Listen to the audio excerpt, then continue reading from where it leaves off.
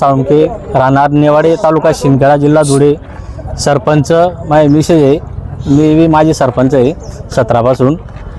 विषय असा आहे, तर आमचा सोनेवाडी आपला आमडते ते नेवाडे गाव हा 1.5 किलोमीटरचा रस्ता मुख्यमंत्री ग्राम सडक योजनेमधून मंजूर होता आणि सोनेवाडी फाटा तर नेवाडे गाव हा 3 किलोमीटर रस्ता, असा 4.5 किलोमीटर रस्ता आमचा मंजूर असताना 2 वर्षापूर्वी काम चालू झालं आणि भर पावसामध्ये शेतकऱ्यांना पिकं उपडून काढावं लागली.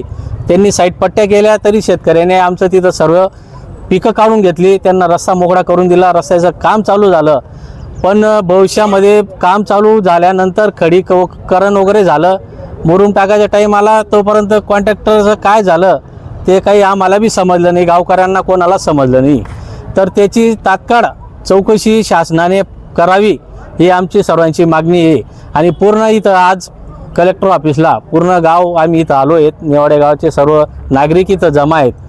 तर आम्ही शासनाला हे सांगू शकतो की येणारी जी निवडणूक आहे आता डिसेंबरमध्ये, जिल्हा परिषद असो, पंचायत समिती असो किंवा ग्रामपंचायत असो, तर पूर्ण गावाने ठराव करून बहिष्कार टाकण्याचा आम्ही निर्णय घेतला आहे. म्हणून शासनाने तात्काळ रस्त्याचं काम लवकरात लवकर चालू करण्यात यावं. कारण की आमचं जर कोणी रात्री बेरात्री आजारी पडला असेल, त्याला दवाखान्यात घेऊन जायला बाहेरून गाडी येत नाही, कारण की रस्ता खराब आहे. आमच्या इथं जे शाळेच्या पोरांना ST बससुद्धा आमच्या गावाला टाईमावर येत नाही आहे, कारण की रस्ता इतका खराब झाला आहे. तर त्याची जे कॉन्ट्रॅक्टरने काम घेतलं होतं तात्काळ त्याची चौकशी करण्यात यावी की त्या कॉन्ट्रॅक्टरने काम का थांबवलं आहे.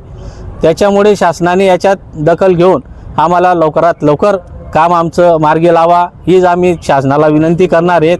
आणि येणाऱ्या काळामध्ये जर आमचं हे बी मान्य नाही झालं तर आम्ही कलेक्टर ऑफिसला उपोषणाला पूर्ण गाव इथं बसणार आहेत. त्यामुळे सर्वांनी शासनाने याची दखल घेऊन तात्काळ आमचा विषय संपवून टाकावा ही विनंती करतो.